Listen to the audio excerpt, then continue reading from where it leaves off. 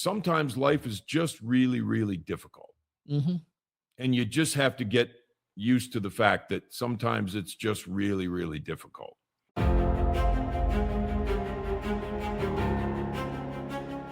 Today, I'm joined by Dr. Jessie and Omar Ferrera. They are the co-founders of ASQ Empowerment Services and the ASQ podcast.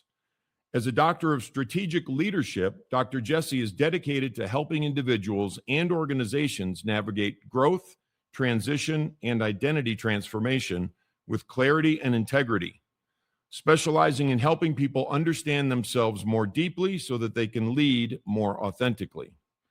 Omar blends operational strategy and deep inner work to help leaders move from reactive survival to aligned, authentic influence, integrating ancient wisdom, modern psychology, and practical leadership frameworks, bridging the gap between spiritual insight and real-world execution. Omar is also a community advocate, facilitator, and speaker. Welcome, Dr. Jessie and Omar. Thanks so much for coming on today. Thank you. Thank you for having us. Yeah, thank you. Super excited to be here. Yeah, we're super excited to be here. Looking forward to this conversation, actually. Thank you. As am I.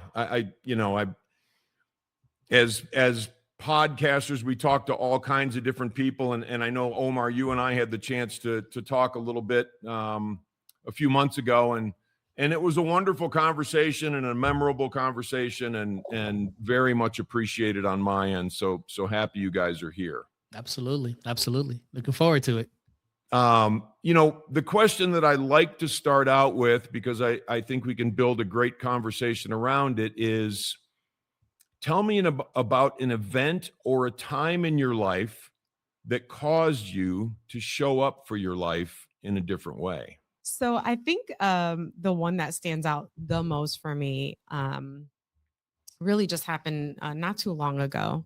And it's something that had been evolving for me, or at least bubbling to the surface. So, went to school, did all the right things, or so I thought, and really tried to get into upper, management. I wanted to be a faculty member. More than anything, I wanted to be a faculty member.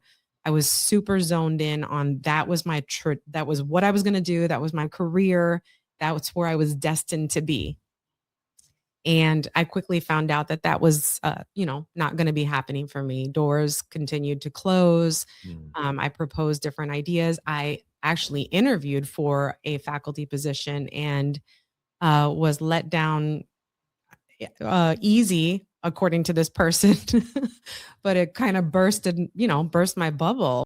He basically asked me, what, did you write your dissertation about? And I was like, well, part of it was about emotional intelligence. And he immediately responded with, don't ever talk about emotional intelligence. It's just not the right space. And I thought, and I couldn't help myself. If anybody knows me, they know that I will defend myself if I need to. I don't like to be confrontational, but I immediately responded with, well, you're the very reason why emotional intelligence needs to be discussed, right? Wow. I love it. Basically, doors continued to close on me, and that dream of being a faculty member started to really become like the tunnel just got longer and longer. The light became dimmer. Finally, a position did open up in another organization, and I did jump ship from the institution that I was working for. I was there for 15 years, so I called it home. I was very passionate about it. Higher education is very obviously important to me. I loved being in that arena. I loved being able to empower students and coach them and, provide them with resources and tools. It was just something that kind of lit me up. But I did go to another organization, and it was wildly, wildly toxic. Ooh. And it really, really challenged me as an individual. It really I questioned my abilities to do work that I found came very natural and easy to me in the past. I think that was probably the lowest that I felt at that point. So finally, I'm home and I'm having this negative interaction with my workplace, and Omar comes to me and he's like, Jess, this is just too much. You got to just quit, because I can see what you're going through. You're legitimately like trying to do your best. This person isn't somebody you can work with, and in my mind, I thought if I jump ship, I'm leaving a job that I'm getting paid very well and going into what at that moment seemed like nothing, right? And a few months prior to that, to preface, we had finally kind of developed ASQ Empowerment Services. It was the leadership umbrella of our business, of what we do, of our philosophy, of our methodology. And not a lot of things were in place for it, but I was very passionate again about the leadership. So I was excited about it, but not doing anything for it. So what ended up being to me a catastrophe, like we're not going to have this salary. How are we going to survive? We have bills to pay. Like this is bad. And that's when I was introduced to this concept of entrepreneurship that I'd always known about, but never, I wanted to stay as far away from that as possible because it's scary. But that moment really did change everything in my life for me, because what I thought life was, which was loyalty, obedience, gaining knowledge, putting that knowledge to use and to work and to building up somebody else's dream. I realized that I had the capacity to do that for myself. It was almost like this needed to happen, that running into this concrete wall had to happen and everything had to collapse in order for me to see that. And it truly has, to answer your question, changed everything in my life. I love it. No, Dr. Jessie, that's incredible. And that is exactly it.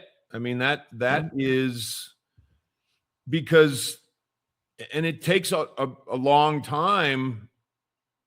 It took a long time for me. I can't speak for everybody else, but to start looking at, like all this stuff, it doesn't matter if it's difficult or easy or crazy or chaotic or nuts or painful or whatever. It's all just stepping stones, right? Yeah. And we're just stepping.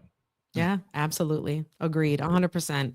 And if you can look at it that way, then these things don't seem scary, or they don't take as long, right? It took me a long time. We've been doing this for several years and have had this idea, and we'd always had this entrepreneurship mindset, or I say I did, but I really didn't, until my whole world just came apart. And thankfully we have this platform and this business that I could fall into. And now obviously I own it. I love it. It's everything to me, and I'm living it. I embody it.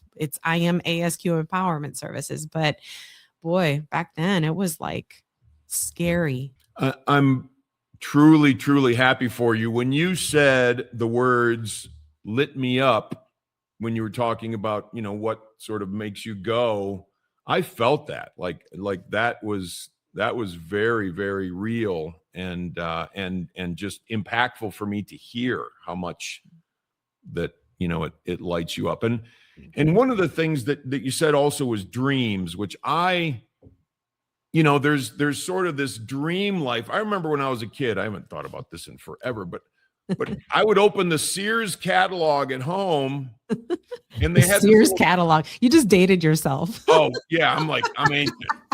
The Sears catalog. I remember it too. The Sears catalog had this little go-kart in it. And I'm like, oh man, I want one of those. And I didn't even get a big wheel when I was a kid, so there's no way I was getting a go-kart.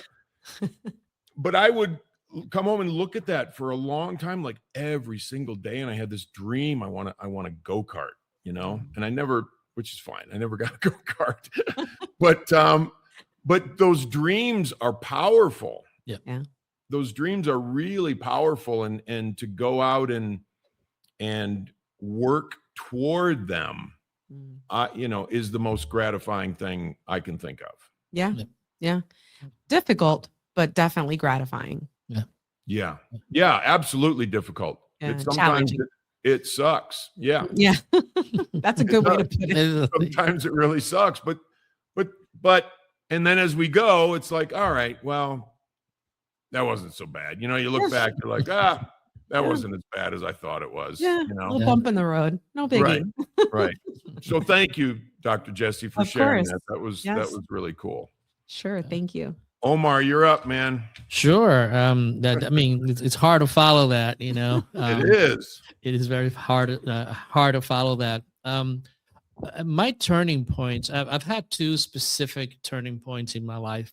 And the first one happened when I was in college, junior year in college. And it was sitting in class, and all of a sudden this emotional burst just came over me, and I'm like, what am I doing here? I was completely lost, and by all external appearances, I was a young man working full time, my own apartment, um, going to college full time. The first person in my family to go to college.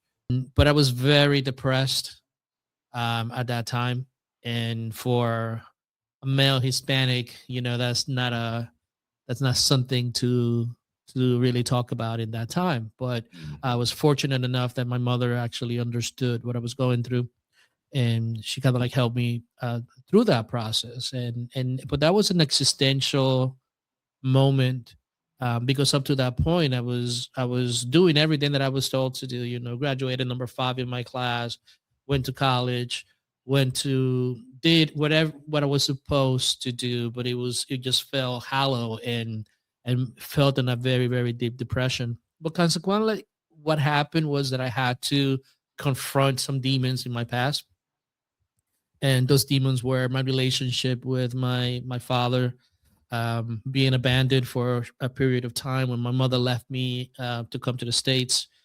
And those times were really challenging for me to define, like, at that point, like, who am I. But at that time I was just questioning life, like, what is the point? What is my purpose? If I'm here, what am I doing here?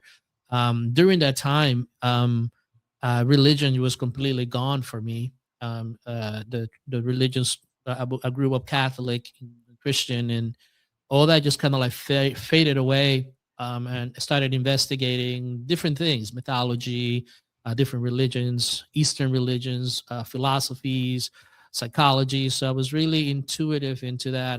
As that time progressed, I came across my career. I was a Boy Scout growing up. So that idea of leadership and helping young people was natural with me. So I left my corporate job making $80,000 a year to start from scratch, working at a nonprofit with youth. But that during COVID, things just began to shift, right? And this is one of the biggest lessons that I've learned in life, right? And this is a big pivotal, because you feel that your identity is tied up to what you do. And I had to learn the hard way that that's not the case. And that led me to really revisit the cyclical nature of life. Like I mentioned, what happened before, it's happening again. Why is it happening again? And it's simply because, even the way that I made sense of it is, this is another cycle in your life.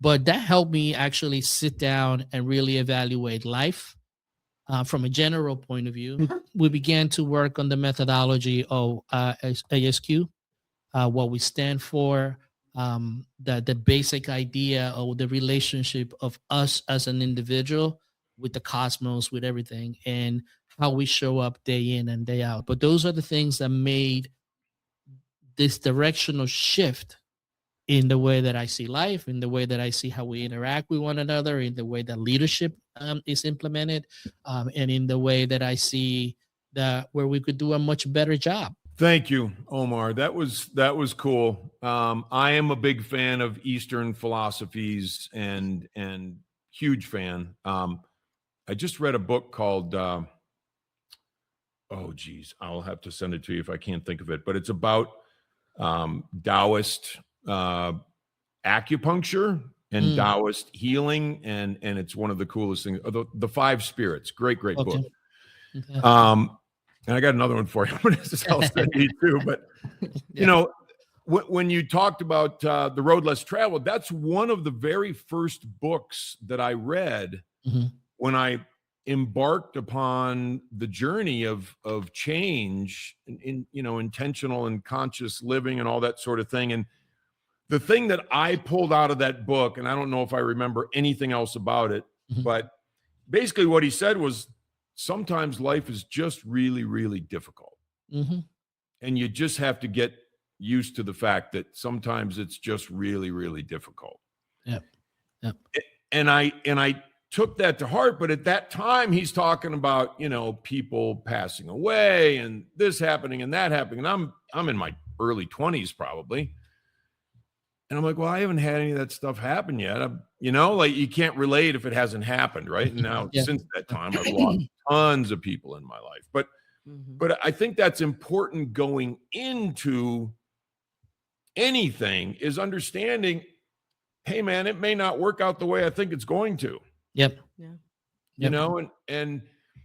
But I also think, and maybe that's, it's more of an Eastern sort of elemental perspective, but you know what? Everything works like nature works, whether we like to think so or not. And it's all cyclical and it all comes around and, it's all just going to keep moving. Whether I'm here or not, it's going to keep moving. And bottom line is it going to move with me in the flow, or is it going to move past me? Yeah. And it's also awesome that you say that, because one of the things that we focus up is this idea of cycles, right? Because we are taught, primarily us on the West, right? We are always taught that life is linear, right? It's always a linear a process, but it's not. It's actually a spiral, and the spiral either goes up or it stays in that same dimension, right? And that's one of the things that we teach with what we call the PEP framework, right? Perspective, experience, and philosophy, right? Because when you look at how we view our situations, and this is what you just mentioned, when you step back and you look at life, like just life, how baffling it is, how awe-inspiring, but at the same time, extremely terrifying, right? When you look at that totality of it all and you see how somehow it all works, and it works in its own rhythm, and it works in its perfection, right? I mean, if you think about Earth, we're just at the right spot, far away from the sun, that we are in a good moment. But if you go too close, we're going to burn. If you go too far, we're going to freeze. And the precision of that, it's awe-inspiring, right? Yeah. In one of the things that I feel we've gotten away from, it's that idea of our connection with those cycle aspects of nature, right? Because we are all super intelligent beings and we're smart and we know everything, right? So we fail to see the cycles in our nature, in our lives, and in the life of others.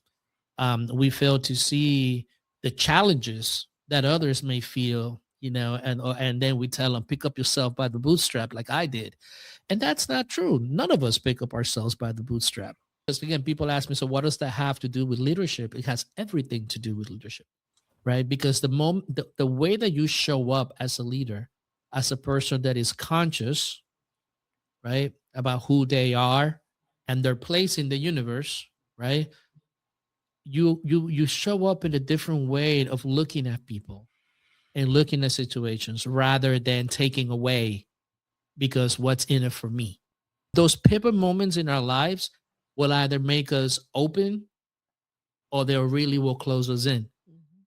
I mean, Absolutely. and if we're not truly open about it, then we become damaging to others around us, Right. And when I'm evaluating leadership, or I'm thinking of the premise of me leading something, the first thing that comes to mind is, am I leading myself? Am I leading myself through this life in an effective way? Yep. Because if I'm not able to lead other people in an effective way. And I truly believe that. And that doesn't mean difficult things don't happen. And sometimes I get bummed out and sometimes I get angry and, all that sort of stuff. And that's completely cool. But what happens after that? How am I dealing with that in here? I'll just say one more quick thing before I jump into another quick question here, but I was looking at some supplements today. I was doing my little smoothie thingy for lunch, And I'm looking at my supplements and I'm like, and I just get amazed all the time. I'm like, holy crap, how does all this stuff work? But I'm looking at my supplements. I'm saying, how does my body know what to do with each of those things that I'm taking to like keep me alive and, you know, make sure I'm healthy and all that sort of stuff? It's absolutely fascinating. So that Yes. leads me to think outside of me, if there's that much intelligence, oh my Lord, you know, Yeah. we can plug into this amazing intelligence. Yeah. You know, it's interesting that you mentioned that. The other day we were walking in to our house, and there's a bird just chirping away, and we were just like, how? It's like a beautiful sound that just coming from this bird. We cannot see it, but it's a sound that is just wow, beautiful, Right. for lack of a better term. You know, how does that happen? And those are the mysteries that our logic will say, well, it's just a burr and the vocal cords, but that's not the point. The point is just the beauty of it all, of that moment of being there to feel that and hear that. You know, we lose track of that when we get too caught up on our mental capacities alone. Right. And I'll say this real quick because we could talk for hours. But Yes, we can. I think about what Joseph Campbell said about having, you know, a spiritual experience. And he's like, you know, it's those moments when you're in nature and you're just like, oh. Yes. That's and it. you appreciate and in the moment and it evokes that awe and that wonder and that those are the most beautiful moments. Yeah, I love that. So thank you. One of the things that I saw on your website was helping people understand themselves more deeply so they can lead more authentically. Tell me about that, please. That's a great question. So one of the Omar mentioned, we teach this framework called the PEP framework, perspective, experience, and philosophy. When I started writing my dissertation, because this was really in my head a long time ago, Omar and I had been kind of going back and forth, and, you know, I had to propose like what it is that I was going to write on so that it could get approved by my chair. And it was this idea of mitigating toxic workplace cultures. But where does that stem from? And so my research was surrounding that sort of hypothesis or theory or whatever. Because toxic workplace cultures they're not toxic. People make them toxic. So for me, it was really diving deep into that human development aspect or that human behavior aspect of individuals to learn that we all have motivations and desires and things that we want out of life. And in certain situations, we exercise certain traits like power or what do you call attachment or, you know, relationships. We will abuse those things sometimes unknowingly to benefit ourselves or at the expense of other people. We didn't have a name for it at that point. Even when I wrote my dissertation, I didn't have a name. The only thing that came to mind for me was emotional intelligence. And because my book had to be geared to academia and using things that people could relate to, right? I had to use these words that people understand, emotional intelligence, you know, Daniel Goleman, all this different stuff. But I knew, and Omar knew at this point that there's something more to this concept than what we can put in here. I couldn't write about ego in the way that I wanted to. I couldn't write these things into my book, but it was always there. So it was brewing under the surface. When I started like identifying these traits within myself and understanding that, oh, sometimes I can be overbearing. And why am I doing that? Oh, I'm doing it because I want to fill this need or this void within me. So I'm doing it for myself, I'm not doing it for that person. Or, you know, if I wanted Omar to do something, I would persuade him to do it this way. And I was doing it for my own self-gratification, not for him, you know? So it's these little things that really brought Omar and I to this place where, you know, Omar is the person that actually developed the PEP framework, the perspective, experience, and philosophy, is to be able to step back and be able to examine ourselves and the people that we are and ask that question, who am I? Who am I? Like, who am I? And I had to do that in my own life because I can't teach what I haven't lived through. I just can't do it.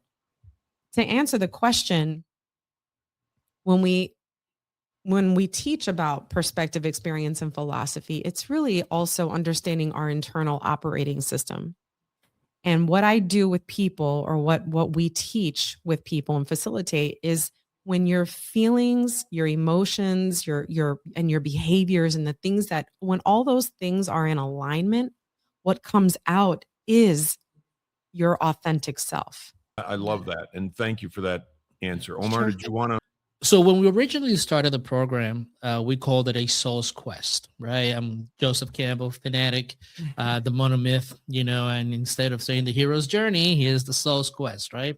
Mm. And I remember we did a presentation one, and somebody asked me, like, what the bleep is the soul, right? What the bleep is the soul? And I got stumped. I was like, well, it's okay, and so I started really looking and investigating into that definition, and it actually has a very interesting definition. I'm going to first give you Plato's definition, right? So Plato, who is one of the founders of Western philosophy and Western society, talks of the soul very openly. He talks about the appetites, which are our desires, right? He talks about our emotions, and he talks about our intellect and that ability to understand and mitigate all those three. They're not bad in and of themselves, but here's the part, right? In neuroscience, we already understand this. We understand, the mammalian brain, right? We understand the prefrontal cortex and what the executive function that represents. And we also understand the role of we understand feelings and things. But very seldom in our society do we really talk about our desires. Those things that sometimes make us do things that we don't want to do, but it just happens, right? Because these are instincts inside of us. They're animal instincts. And we are forgetting that we have those within us, right? I'll give you one example, the one that I always struggled with throughout my life. Sense of belonging, right? It's always been one of my challenges. Nobody knows what I am. And sometimes when I speak, I turn people off, because it's like, who do you think you are speaking like that? Right. But that sense of belonging, since I never had a place, it was something that as a human being, I always craved. So guess what happens? When I show up in places, I'm talking a lot because I want to compensate long, right? Another one is the drive for power. And power is nothing, it's not good and it's our evil. Power is agency. Is the agency to decide the direction that you want to go. Now, you could take that to the extreme and use power to take advantage of other people, which other people do, right? Or you could use that power for agency to be able to create, right? Because this is the opposite of power too, right? Creation. And you mentioned Joseph Campbell in one of the hero Power of Myth. He talks about the wards that we have inside of us. This organ wants this organ wants that. And those conflicts, we see them outside, but they're also happening internally, right? So what we call the force system, which first is the vital system, that idea of safety and security, right? Or survival, right? That's natural. If you're threatened, you're going to survive. But what happens in our modern culture is that we don't shake it off. Like a deer after being chased shakes it off. And that moment is gone. We store it and we act from there. That's why the ACEs studies, right? ACEs, Adverse Childhood Experiences, it was a study that was done, and it's very profound as to how those traumatic experiences or those negative adverse experiences that we face become ingrained with us, right? And then we begin to act from it, but not from here, from the mammalian brain. So Right. when you're looking at that, you're beginning to see things in a different way, right? And then you couple things like, the non-attachment from Eastern philosophy, right? Like, this is what I have to do, It brought into perspective. He I'm a sees you. warrior. Yeah, exactly, Yeah. exactly. So it's not a condemnation. And if you read that, it's like this is who you are. You Right. don't want to do that, but in order to protect, this is what you have to do. So the more we understand it, and the more we understand all these conflicting aspects about it, and we call it the four systems: the vital, relational, creation, and strategic. And the more you're beginning to bring those things into alignment in your personal life, in your family life, in your community, in your business, in your whatever it is that you do, you operate from a different place. And consequently, again, I'm going to use another Joseph Campbell quote, you know, a vital person vitalizes their environment. The premise of what we do, or what we do, is that the more you understand that, the more you see that I need equilibrium rather than eradication, then the goal will be for you to be more coherent and for you to contribute and find your point of expression. Right. Right. And thank you for that, Omar. I look at life and Dr. Jessie, one of the things that you mentioned, you didn't say it quite this way, but I like to look at, what product am I putting out on the street today? Mm-hmm. As Daryl, what am I putting out there? Am I putting out someone who's, oh man, this is terrible. I can't believe this happened. I can't, what am I going to do about that? Worrying, whining, whatever it is. Or am I out there smiling at people? Am I having eye contact? Am I being, kind to everyone and acknowledging people and that sort of thing? And that's a reflection of what's going on Mm-hmm. in here. That's absolutely a reflection of what's going on in here. So let me ask one more question. We're running short on time. So, this is a big one for me because it changed immensely for me. And I'll ask it to both of you. Has your definition of success changed over time? And if so, how? Success for me used to look like I'm going to be making a 6-figure salary. I'm going to be standing in front of a classroom, faculty member, doing the things that I want to do, clocking in, clocking out, reporting to other people, belonging to something. And now success to me looks like empowering other people walking away from me feeling good about themselves. Not necessarily what kind of car I drive, what kind of house I live in, but more what kind of a person am I showing up as today as a result of all of my circumstances and challenges. And so success to me looks like feeling filled with like joy. It's joy that I haven't had in my life consistently because I've been striving to just be happy. I just want joy. I want peace. I want to help people. I want to give people the resources and tools that I did not necessarily have. I love it. Yeah, I love that, Dr. Jessie. That's spectacular. I'll tell you mine after Omar answers the question. Yeah, I Go ahead, mean, Omar. no, this is a great question, and the first thing obviously is it's not the striving for the $1 million, but there is an enough point in which you could live a good life. We have a number. It's not millions. It's a number that it's well for us.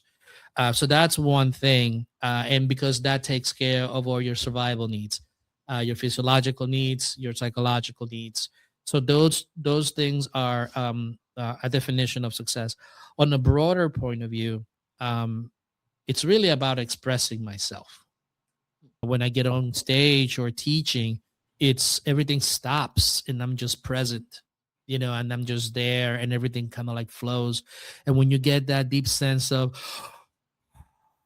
which is hard to describe, that success, when I see, the aha moment on someone that all of a sudden they just shake and then you just see it in their faces, in the children that I worked with, the young people that I worked with, the moment that aha moment came in their minds and they just did this, I live for that.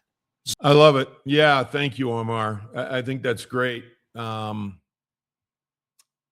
It made me think of, and I'm not sure why, I guess it kind of relates, but sometimes when I see other people do well in things, it brings tears to my eyes. It really, like, I'll watch America's Got Talent. Somebody will have this great thing and I'll be like, oh, and seriously, I'm like trying to hide my face. I'm like, what's going on? I'm so happy for them, because they did a great, I don't really hide my face. My wife will sit there and watch me fall. She doesn't. Anyway, so very similar to me. I grew up in, we didn't have much money and that was completely cool. Just, very blue collar family and whatever, no big deal. And, but I wanted to make money once I got it together. And that's kind of what my 20s and 30s were about, while I was also trying to work on my insides. And then sometime, I don't know when it was, 25 years ago, maybe 30 years ago, success became waking up in the morning with a smile on my face. Mm-hmm. And what does it take to wake up in the morning with a smile on my face, in terms of in here? And anyway, thank you for sharing so much great stuff, you guys. Let's let everybody know where to find ASQ Empowerment. If you wouldn't mind, that would be absolutely, wonderful. absolutely. You could go through our website, asqempowerment.com. There you'll learn about all the things that we're doing, all the services that we provide. You could find us on LinkedIn, Instagram, Facebook, all social media outlets. And also check out the podcast, ASQ Podcast. Daryl was a guest on our podcast, and you're seeing so many amazing people all across the country, all across the world, who are really, really living their authentic selves and living from that essence of who they are, and actually bringing change into our world, positive change. So you check us out in all those different formats. Yeah. I love it, you guys. You guys are so, I hate to use the word authentic again, but you are, and I can feel it coming from you. It emanates from you in terms of the wonderful things that you're doing. So thanks so much for coming on today, and we'll have to do this again very soon. Absolutely. Daryl, thank you for having us. Thank you.